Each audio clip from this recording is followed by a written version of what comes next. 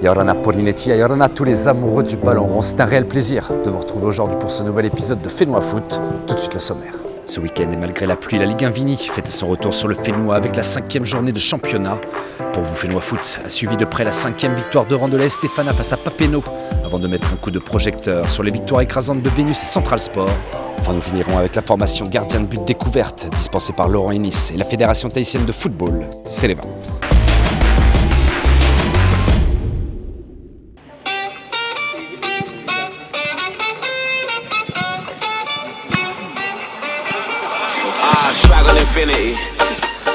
Jeudi soir au stade Pater, le leader du championnat Tefana pouvait en cas de victoire sur Papenno enchaîner une 5e victoire en autant de rencontres. Pour nous, l'objectif c'est de prendre les 4 points ce soir, de jouer match par match. Et tout est possible de prendre, mais en se faisant respecter déjà, et ça va passer par là. Pour perturber les plans du champion en titre, le récent promu Papenno avait bien l'intention d'offrir à ses supporters ses premiers points. On est concentré pour les matchs de ce soir. On s'est bien préparé durant les 3 jours d'entraînement. Et puis on fait de notre mieux. C'est un gros morceau ce soir. On n'attendait que ça depuis 20 ans. On l'a fait.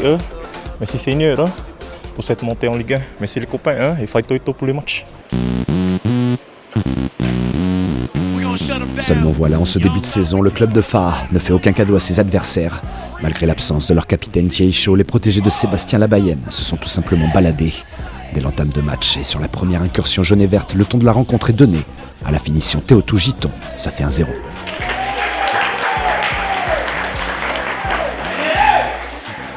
L'armada offensive de Faha ne va pas s'arrêter en si bon chemin.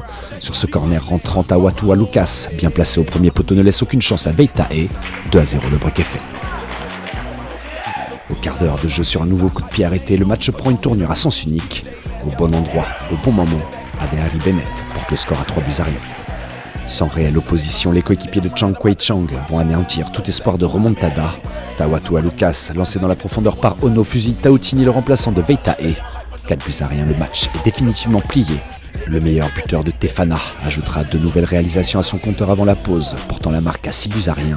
Au terme des 90 minutes effectives de jeu, 12 buts seront inscrits par les visiteurs. La Stéphana enchaîne une 5e victoire de rang et reste indéboulonnable au siège de leader.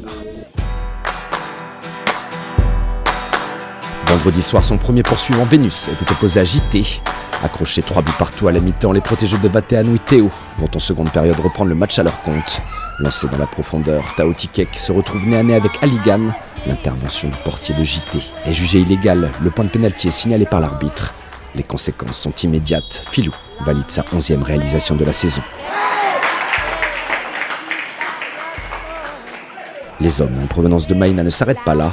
5 minutes plus tard, le jeune Eyari profite de ce ballon mal dégagé des points pour faire le break et creuser l'écart. Ça fait 5-2.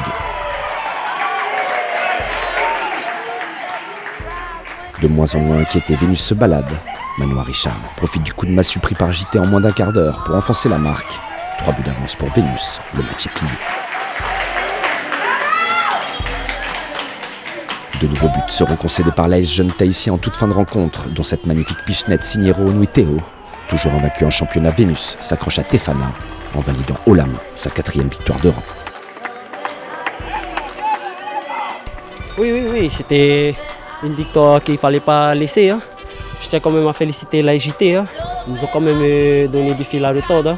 C'est vrai qu'on n'est pas vraiment entré dans le match en première mi-temps.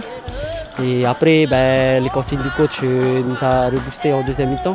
Puis voilà, ça déroule en deuxième mi-temps. Mais très important de garder le peloton de tête. Vu que Tefana a largement gagné hier soir sur Papenno. Donc il fallait à tout prix gagner ce soir pour rester en contact de Tefana. Dans la continuité de cette rencontre, les Centraliens et le Tayarapu Football Club s'étaient donné rendez-vous pour les 4 précieux points de la victoire. Le début de rencontre est relativement équilibré. Les deux équipes se rendent coup pour coup. Les premiers récompensés sont les coéquipiers de Fred Tissot. Makaluk Sowi, l'ancien pensionnaire de Temanava, ouvre les compteurs et met à l'abri Central Sport.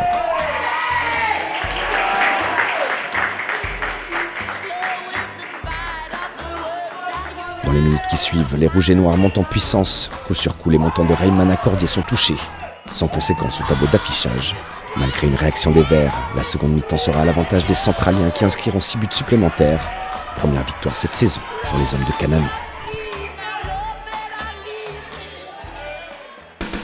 Dans les autres rencontres de la 5e journée de championnat, l'AS Pirée s'est imposé sur tapis vert face à l'OM. Punaro a remporté son match face à Pouéou 3-0. Enfin, Dragon a infligé une correction à Temanava. Score final 6-2. Au classement, l'AS Stéphana, toujours invaincu, occupe seul le siège de leader. Vénus suit à 2 longueurs. Punaro et Pirée clôturent le podium avec 15 points chacun. En bas de tableau et toujours à la recherche d'une première victoire cette saison, l'AS Papeno et l'OM sont après 5 journées les 2 lanternes rouges de la Ligue Invini.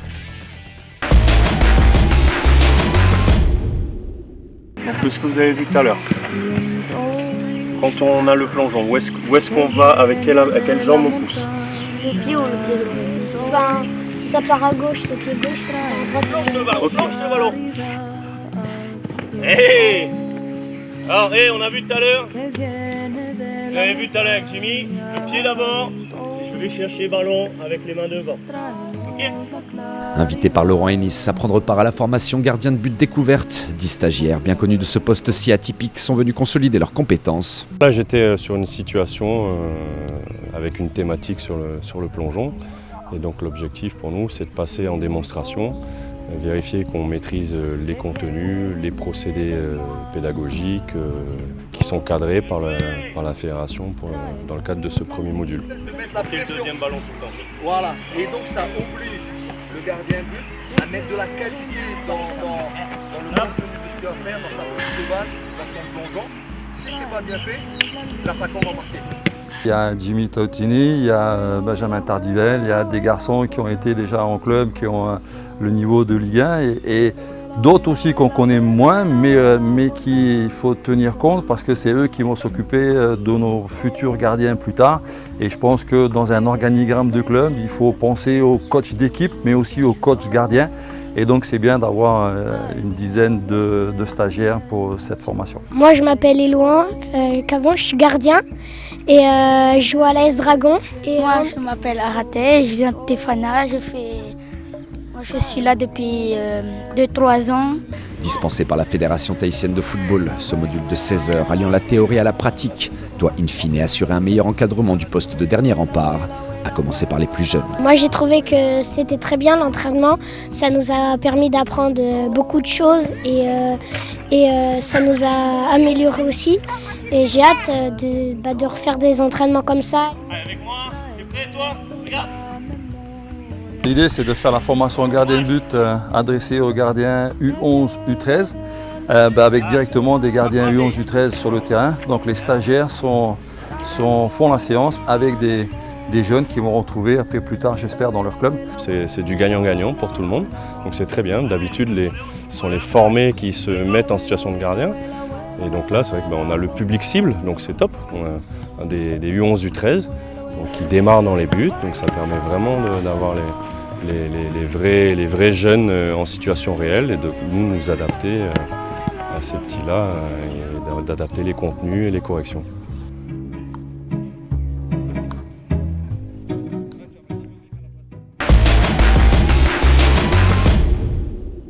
Voilà Fénois Foot, c'est fini pour aujourd'hui. Avant de nous quitter, j'aimerais adresser mes plus sincères condoléances au monde du football local après la perte de l'une de ses figures les plus emblématiques, Tony Hiro, ancien président de l'AS Jeunes Tahitien, ministre des Sports et membre du comité exécutif de la Fédération tahitienne de football. Monsieur Tony Tuterei Poni Hiro avait repris depuis 4 ans les rênes du district de football de Raiatea, avec pour but de remettre son île sur le toit du football polynésien. J'espère que j'aurai le temps, parce qu'à mon âge, reprendre... Il y a des amis qui m'ont dit « Mais Tony, tu es fou, reprendre le football. » C'est comme ça. La passion avant tout. Amoureux. C'est ma vie. Tony, merci pour tout ce que tu as apporté à ce sport, que tu admirais tant. Quant à nous et pour honorer sa mémoire, on se retrouve la semaine prochaine avec toujours plus de football sur votre chaîne Tahiti Télévision. Merci à toutes et à tous pour votre fidélité. À dimanche prochain dans Fénois Foot.